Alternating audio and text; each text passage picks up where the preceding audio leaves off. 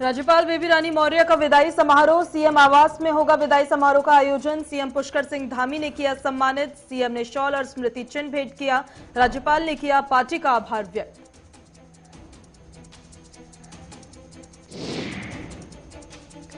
Dehradun international film festival का होगा आगाज। 17 से 19 सितंबर तक चलेगा ये फेस्टिवल। ये फिल्म फेस्टिवल देवभूमि के सबसे बड़े आयोजनों में शामिल।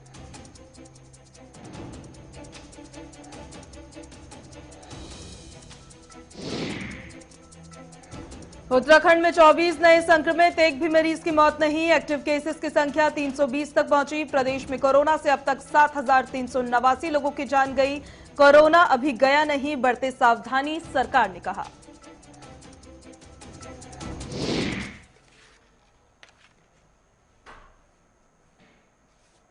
नमस्कार, गुलिस्तान न्यूज देख रहे हैं आप। मैं आपके साथ पूजा खंडूरी। बुलेटिन की शुरुआत करेंगे इस वक्त की बड़ी खबर के साथ। उत्तराखंड से सामने आ रही है, राज्यपाल बेबी रानी मौर्य ने इस्तीफा दे दिया था, उसी को लेकर बड़ी खबर सामने आ रही है। राज्यपाल बेबी रानी मौर्य का विदाई समारोह हुआ है। सीएम आवास में विदाई समारोह का आयोजन किया गया।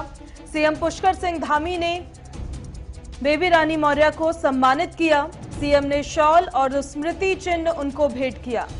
राज्यपाल ने पार्टी का आभार व्यक्त किया है। साथ ही बेबी रानी मौर्य ने कहा कि प्रदेश की जनता ने सम्मान दिया और उत्तराखंड को कभी भूल नहीं सकती है। ये देखिए तस्वीरें आपको सम्मान समारोह की दिखा रहे हैं, जहां मौजूदगी मुख्यमंत्री पुष्कर सिंह धामी की भी रही। आपको जानकारी दे दें कि उत्तराखंड के राज्यपाल पद से बेबी रानी मौर्य ने 8 सितंबर को इस्तीफा दे दिया था। गुरुवार को फिर उनकी जगह लेफ्टिनेंट जनरल गुरमीत सिंह को नया राज्यपाल नियुक्त किया गया।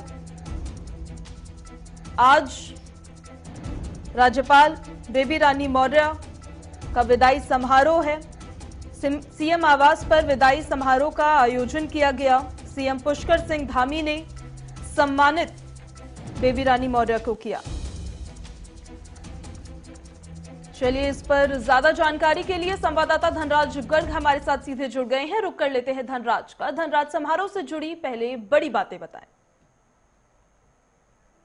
तरीके से राज्यपाल रानी बेबी मौर्य ने इस्तीफा दे दिया था, तो उसके बाद उनका विदाई समारोह किया गया, तो जिस पर मुख्यमंत्री पुष्कर सिंह धामी ने उनको विदाई दी और साथ ही उनको सम्मानित भी किया है शॉल उड़ाकर, और साथ ही एक मोमेंटो भी उनको दिया गया है। तो कहीं ना कहीं लगता है जिस तरीके से बेबी रानी मौर्य ने साफ तौर पर कहा है कि उत्तराखंड की जनता ने उनको बहुत सम्मान दिया है, जिसका वो आभार व्यक्त करते हैं। साथ ही उन्होंने पार्टी का भी आभार व्यक्त किया कि उन्हें उत्तराखंड का राज्यपाल बनाया गया था। इसके बाद अब जिस तरीके से नए राज्यपाल की नियुक्ति भी कर दी गई है कि जो गुरमीत सिंह है उनको उत्तराखंड का नया राज्यपाल बनाया गया है, जल्द ही वो अपना कार्यभार संभालेंगे। तो कहीं ना कहीं लगता है कि अब जो उत्तराखंड का 2022 का चुनाव होना है वो एक दिलचस्प चुनाव होगा, क्योंकि सभी इस नियुक्तियों को भी उसी से जोड़कर देखा जा रहा है। क्योंकि जिस तरीके से एक सैनिक बाहुबल से वो आते हैं और सैनिकों का वोटर में साधने की कोशिश बीजेपी ने की है, कहीं ना कहीं साफ तौर पर कहा जा रहा है कि 2022 का जो चुनाव होगा, क्योंकि उत्तराखंड में बहुत ऐसे सैनिक हैं, पूर्व सैनिक हैं, क्योंकि उत्तराखंड एक देवभूमि कहा जाता है, तो कहीं ना कहीं काफी सैनिक यहाँ पर हैं और उससे कहीं ना कहीं सीधा ताल्लुक लगाया जा रहा है कि जो 2022 का चुनाव होगा उसमें सैनिक वोट जरूर बीजेपी को फायदा होगा। जी बिल्कुल, चुनौतीपूर्ण रह सकता है, क्योंकि देखिए मुख्यमंत्री का भी चेहरा बदला गया। अब राज्यपाल बेबी रानी मौर्य ने भी इस्तीफा दे दिया, नए राज्यपाल भी सामने आए हैं। चलिए, इस पर भी चर्चा करेंगे, लेकिन उससे पहले आपसे जानना चाहेंगे समारोह में कौन कौन से तमाम लोगों की मौजूदगी थी। जी पूजा, बिल्कुल, जब विदाई समारोह राज्यपाल बेबी रानी मौर्य का किया गया तो साफ तौर पर देखा गया कि काफी मंत्री वहां पर मौजूद थे। धन सिंह रावत वहां पर मौजूद थे, प्रदेश अध्यक्ष मदन कौशिक वहां पर मौजूद थे, मुख्यमंत्री खुद उनको शॉल उड़ाते हुए नजर आ रहे हैं और साफ तौर पर मोमेंटो देते हुए नजर आ रहे हैं। साथ ही एक वृक्ष भी उनको भेंट किया गया है, जिस पर साफ तौर पर कहीं ना कहीं पर्यावरण को भी दिखाने की कोशिश की गई है कि एक पर्यावरण को बचाने के लिए भी अब जो प्लास्टिक से जो मोमेंटो दिए जाते थे वो बंद कर दिए गए हैं और साफ तौर पर एक पेड़ भेंट कर उनको विदाई समारोह दिया गया है। तो कहीं ना कहीं एक भावुक भी होते हुए नजर आए मुख्यमंत्री, क्योंकि जब देखा गया कि राज्यपाल काफी समय यहाँ पर रही हैं और कहीं ना कहीं उनकी एक जो यादगार है वो सदा बनी रहेगी। और मुख्यमंत्री ने भी साफ तौर पर कहा है कि हम हमेशा उनको याद करते रहेंगे, क्योंकि जिस तरीके से उनको मुख्यमंत्री ने साफ तौर पर ये कहा है कि जिस तरीके से हमें प्यार मिला है राज्यपाल का, तो एक देखने वाली बात है। जी अंदर खाने से क्या कोई इससे जुड़ी खबर भी निकलकर सामने आई है कि राजभवन और सरकार की रस्साकशी में बेबी रानी मौर्य की विदाई हुई है, उन्होंने इस्तीफा दिया है? जी बिल्कुल पूजा, जिस तरीके से देखा जा रहा है कि राज्यपाल की विदाई को लेकर कहीं ना कहीं काफी सवाल खड़े हो रहे हैं कि कांग्रेस लगातार सवाल खड़े कर रही है, साफ तौर पर कह रही है कि कहीं ना कहीं ये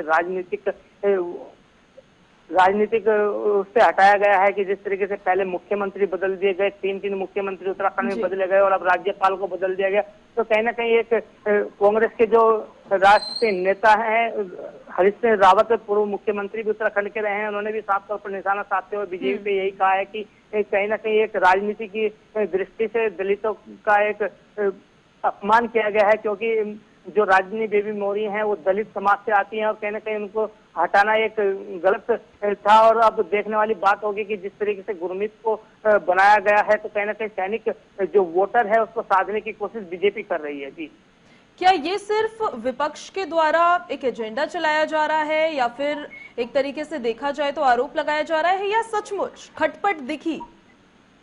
जी बिल्कुल पूजा, जिस तरीके से देखा जाए कि कांग्रेस लगातार कोई भी मुद्दा हो उत्तराखंड में उसको लपकने की कोशिश करती है, किसी भी मुद्दे को छोड़ने की कोशिश नहीं करती, क्योंकि जिस तरीके से 2022 का चुनाव नजदीक आ रहा है तो कहीं ना कहीं मुद्दे कांग्रेस को चाहिए होते हैं। तो कहीं ना कहीं जो बेरोजगारी का मुद्दा है, चाहे देवस्थानम का मुद्दा है, चाहे फिर वो महंगाई से जुड़ा मुद्दा हो, तमाम मुद्दों को लेकर कांग्रेस लगातार सरकार पर हमलावर रहती है। तो कहीं ना कहीं ये मुद्दा भी एक कांग्रेस के लिए एक बड़ा मुद्दा बनता हुआ नजर आ रहा है कि जिससे मुख्यमंत्री बदले गए, तीन मुख्यमंत्री बदल दिए गए, तो कहीं और अब राज्यपाल बदल दिए गए, तो एक बड़ा मुद्दा लेकर कांग्रेस इसको भी उतरेगी, जनता के बीच जाएगी और तमाम इसका फायदा उठाने की कोशिश लगातार करेगी। जी चलिए, तो इसका कितना फायदा विपक्षी पार्टियों को होगा और कितना चुनौतीपूर्ण ये सत्तासीन सरकार के लिए उत्तराखंड में रहने वाला है, इस पर सभी की नजर टिकी रहेंगी। धनराज, बहुत शुक्रिया फिलहाल तमाम जानकारी के लिए। रुक करेंगे अब अगली खबर का। उत्तराखंड से ही बड़ी जानकारी सामने आ रही है। देहरादून में जो इंटरनेशनल फिल्म फेस्टिवल होता है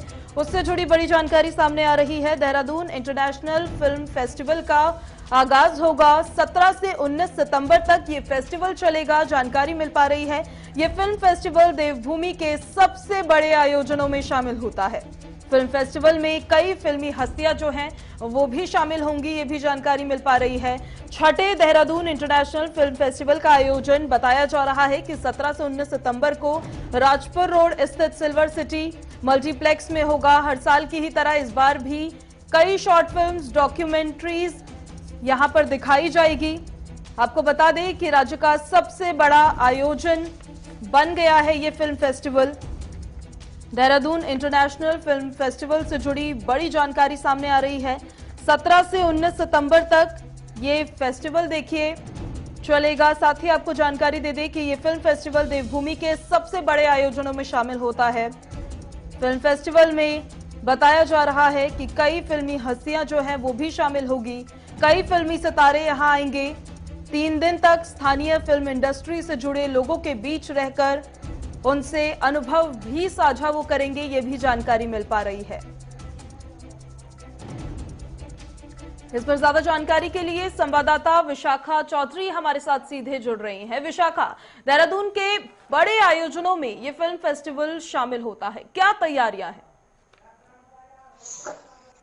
जी बिल्कुल पूजा, कई जो फिलहाल कोरोना काल को देखते हुए राजधानी देहरादून या उत्तराखंड में जो बड़े आयोजन होते थे, चाहे वो फिल्म को लेकर हो या अन्य जो विभाग है उनको लेकर हो, उन पर एक तरीके से रोक लगी हुई थी। और अभी जिस तरीके से कोरोना की स्थिति को देखते हुए फिल्म फेस्टिवल को आयोजित कराने का जो निर्णय है वो सरकार के द्वारा भी मंजूरी दी गई है। और इस फिल्म फेस्टिवल से जाहिर तौर पर राज्य में फिल्म को बनाने को लेकर, क्योंकि एक पर्यटक राज्य है तो जाहिर तौर पर राज्य की अर्थव्यवस्था डिपेंड करती है कि यहाँ के जो एक तरीके से जो संस्कृति है, जो यहाँ की चीजें हैं, उनका उपयोग करके राज्य की जो अर्थव्यवस्था है उसको सुधारा जा सके, चाहे वो पर्यटक हब के रूप में विकसित करने को लेकर हो या फिर फिल्मों को लेकर जिस तरीके से तमाम जो बड़े अभिनेता हैं या फिल्म जो बनाने वाले निर्देशक हैं उनका कहना है कि एक अच्छी शूटिंग उत्तराखंड में हो सकती है, क्योंकि पहाड़ी राज्य है। उसको लेकर राज्य में जिस तरीके से फिल्म फेस्टिवल अभी आयोजित होने वाला है तो जाहिर तौर पर, हालांकि ये छठा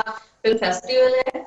तो इस फिल्म फेस्टिवल के जरिए जो फिल्मी जगत के लोग हैं उनकी नजर में जाहिर तौर पर राज्य की जो संस्कृति है, जो यहाँ की खूबसूरती है वो आती है। और जिस तरीके से सरकार के द्वारा भी कहा गया है, सब्सिडी एक तरीके से दी जाती है जो फिल्में यहाँ पर बनती है। चलिए ठीक है, उसके लिए सरकार की ऐसे तरफ से अब ऐसा इसकी इजाजत दे दी गई है, लेकिन देखिए कोविड कहीं गया नहीं है, कोरोना अभी भी यही है। क्या तैयारियों में आप तस्वीरें देख पा रहे होंगे, कोविड गाइडलाइंस का पालन किया जा रहा है विशाखा?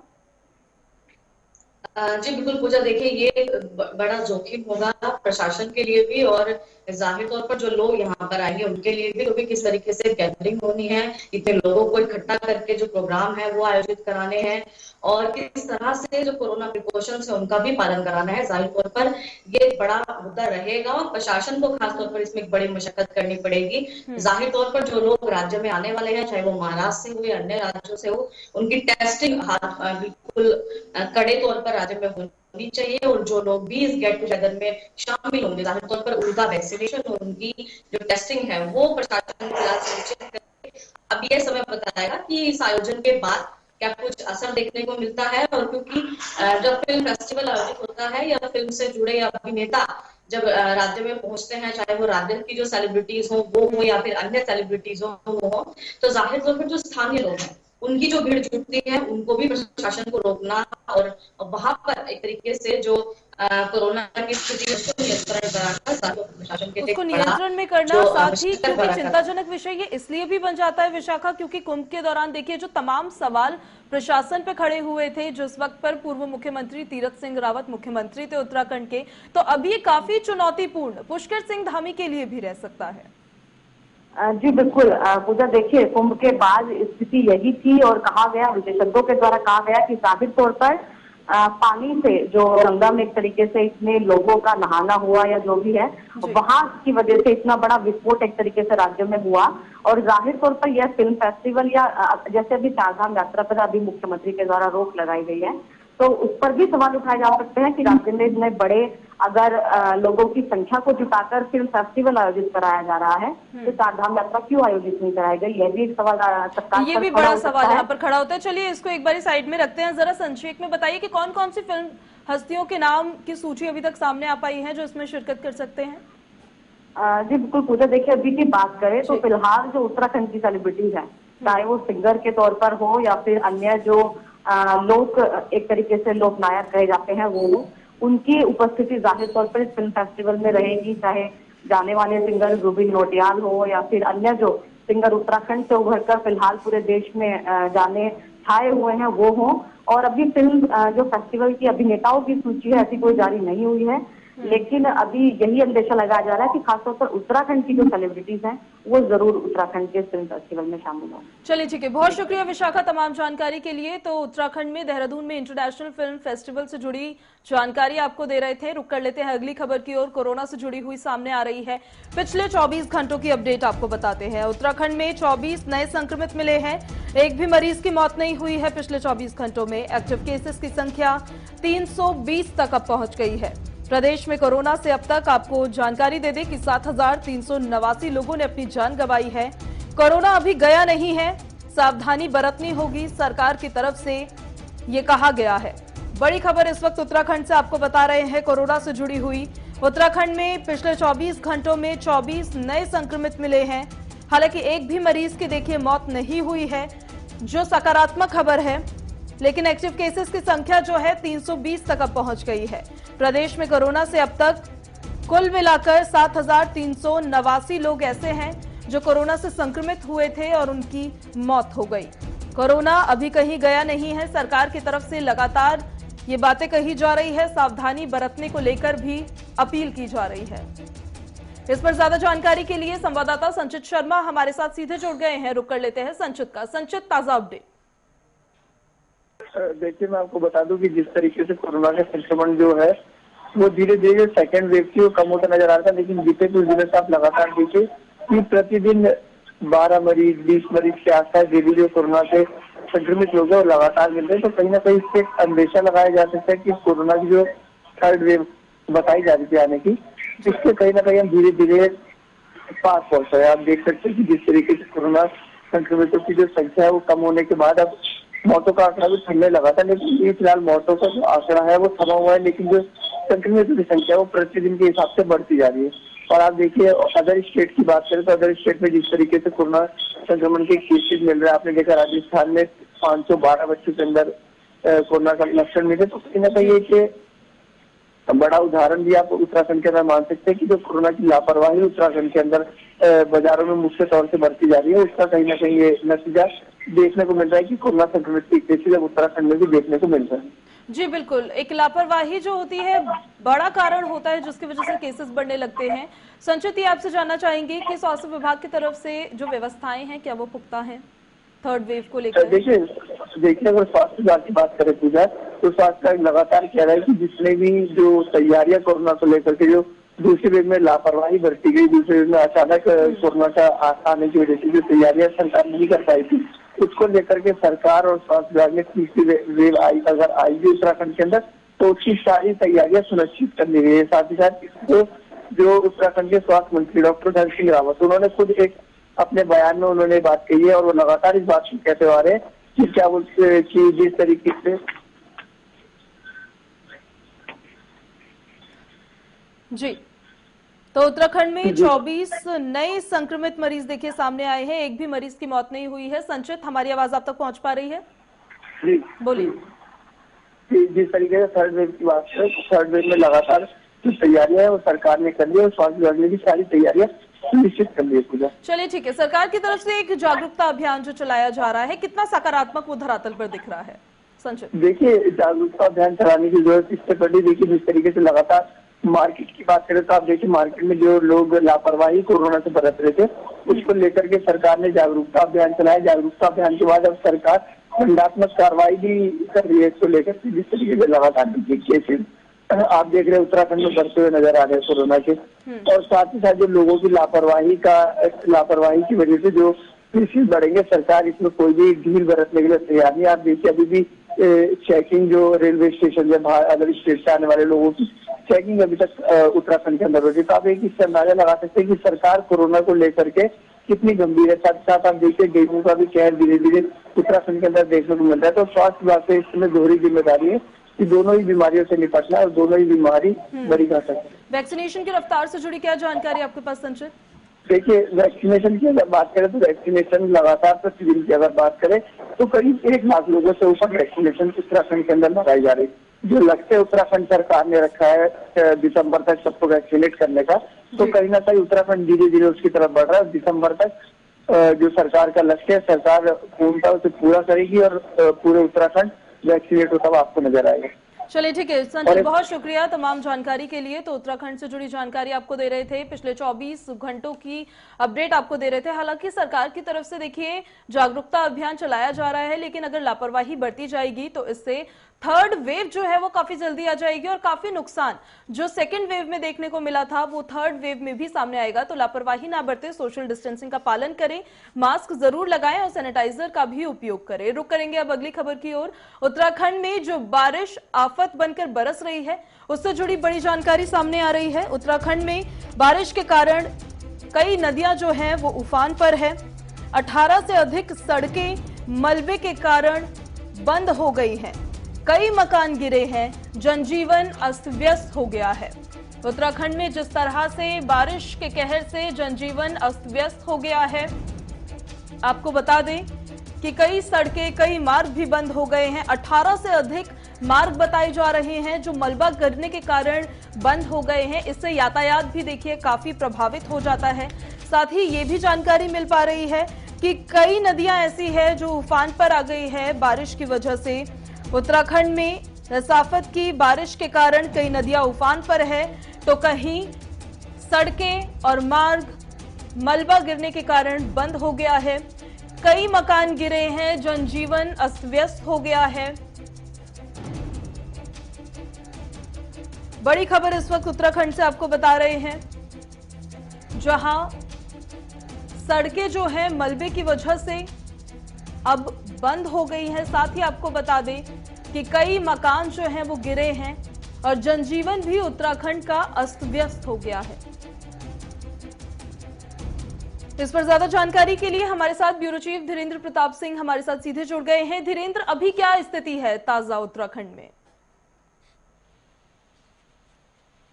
विज्ञान विभाग ने जारी किया हुआ है और उसी क्रम में लगातार पहाड़ यानी हिमालयी क्षेत्रों में बरसात की खबरें आ रही है और जो हिमालयी क्षेत्रों में बल्कि जो मैदानी क्षेत्र है वहां बरसात लगातार जारी है और वहां से सड़कों के अवरुद्ध होने की लगातार खबरें आ रही हैं। 18 सड़कों की अभी आप दिखा रही थी संख्या, वो उससे भी कहीं अधिक संख्या बढ़ रही है क्योंकि जो बारिश का क्रम है पूजा वो लगातार जारी है और भूस्खलन भी जो पहाड़ी इलाके हैं वहां पे भूस्खलन की भी खबरें लगातार आ रही है।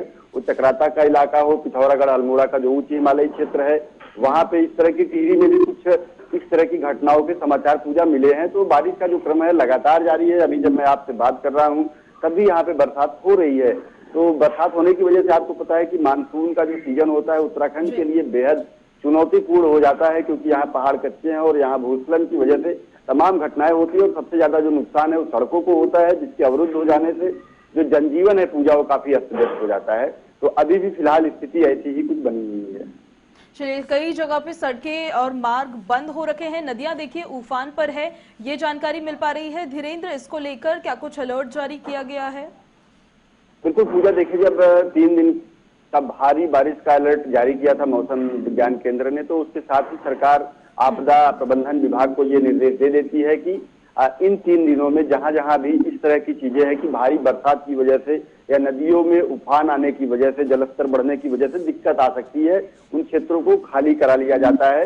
वहां पे लोग न जाए इसका प्रबंध किया जाता है। वहां पे पुलिस फोर्स को डिप्यूट किया जाता है, जो SDRF है उसको अलर्ट मोड पे रखा जाता है और ये सारी चीजें यहाँ भी उस तरह से हैं। और लगातार जो सड़कें बंद है उनको खोलने के लिए BRO, PWD और SDRF के लोग लगे हुए हैं। लेकिन पूजा भी कहीं से किसी बड़ी घटना की कोई सूचना नहीं है, लेकिन सड़कों के बंद होने का जो क्रम है वो लगातार जारी है। हालांकि ऐसी स्थिति में धीरेन्द्र यातायात भी काफी प्रभावित हो जाता है।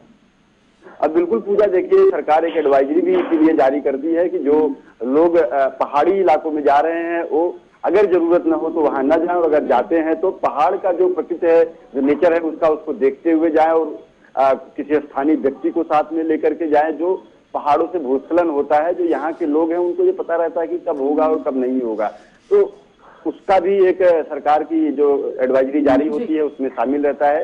और सरकार जब 3 दिन का ऑरेंज अलर्ट जारी हुआ तो एडवाइजरी भी जारी की है कि लोग उच्च हिमालयी क्षेत्रों में जाने से बचे और मैदानी क्षेत्रों में भी जहां पे जल भराव हो सकता है वहां भी एहतियात बरतने के निर्देश प्रशासन को लगातार शासन देता रहता है। चलिए, बहुत शुक्रिया धीरेन्द्र तमाम जानकारी के लिए। तो उत्तराखंड में बारिश जो आफत बनकर बरस रही है उससे जुड़ी जानकारी आपको दे रहे थे, किस तरह से कहीं सड़कें और मार्ग बंद है तो कहीं मकान गिरे हैं तो कहीं जनजीवन अस्त व्यस्त हो गया है। अगली खबर की ओर रुख कर लेते हैं जो सीधे अल्मोड़ा से सामने आ रही है। अल्मोड़ा के प्रसिद्ध नंदा देवी मेले का शुभारंभ हो चुका है। कल से शाम गणेश पूजा के साथ मेले का विधिवत शुभारंभ हुआ। आज दोपहर 3:30 बजे नंदा देवी मंदिर परिसर से धार की तूनी जाकर कदली वृक्षों को आमंत्रित किया जाएगा। मुख्य अतिथि के रूप में विधानसभा उपाध्यक्ष रघुनाथ सिंह चौहान और सांसद अजय टम्टा मौजूद रहे।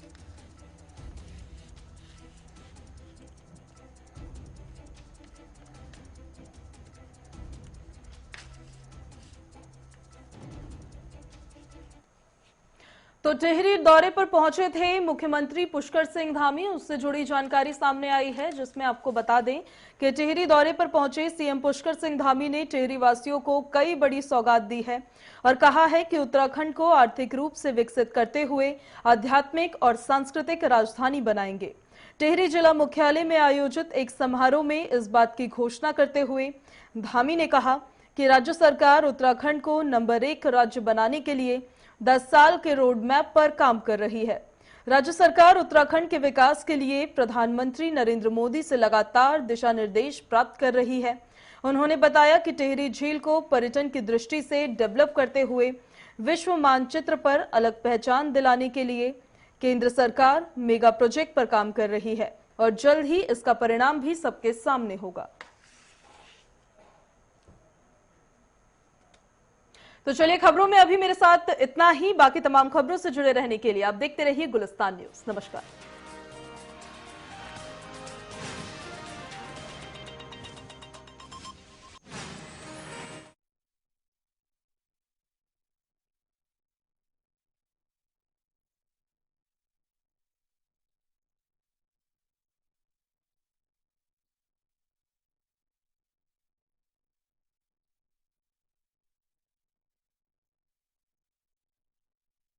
बल्कि जो मैदानी क्षेत्र है वहां बरसात लगातार जारी है और वहां से सड़कों के अवरुद्ध होने की लगातार खबरें आ रही हैं। 18 सड़कों की अभी आप दिखा रही थी संख्या, वो उससे भी कहीं अधिक संख्या बढ़ रही है, क्योंकि जो बारिश का क्रम है पूजा वो लगातार जारी है और भूस्खलन भी जो पहाड़ी इलाके हैं वहां पे भूस्खलन की भी खबरें लगातार आ रही है।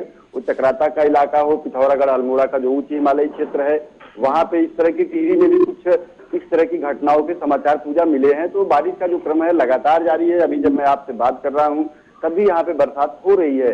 तो बरसात होने की वजह से आपको पता है कि मानसून का जो सीजन होता है उत्तराखंड के लिए बेहद चुनौतीपूर्ण हो जाता है, क्योंकि यहाँ पहाड़ कच्चे हैं और यहाँ भूस्खलन की वजह से तमाम घटनाएं होती है और सबसे ज्यादा जो नुकसान है वो सड़कों को होता है, जिसके अवरुद्ध हो जाने से जो जनजीवन है पूजा वो काफी अस्त व्यस्त हो जाता है।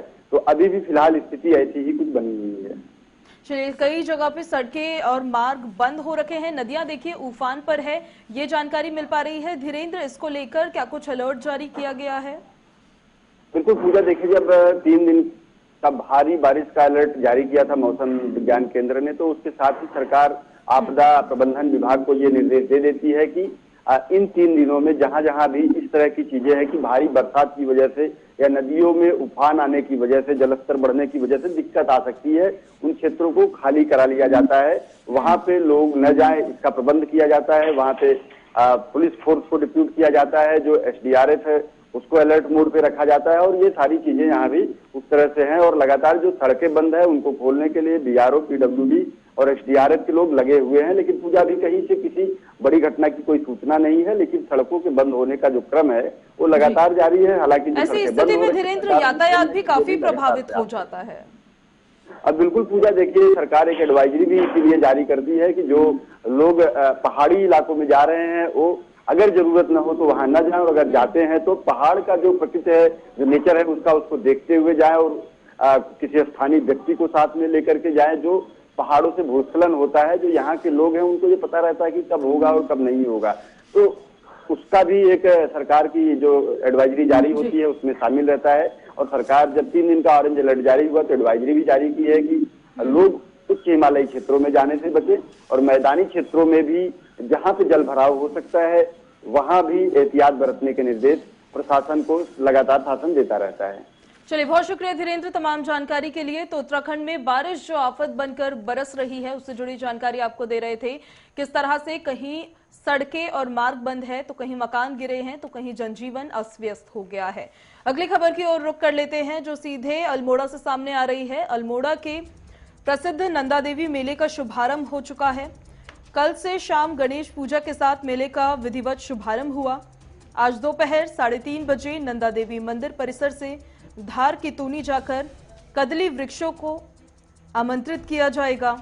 मुख्य अतिथि के रूप में विधानसभा उपाध्यक्ष रघुनाथ सिंह चौहान और सांसद अजय टमटा मौजूद रहे।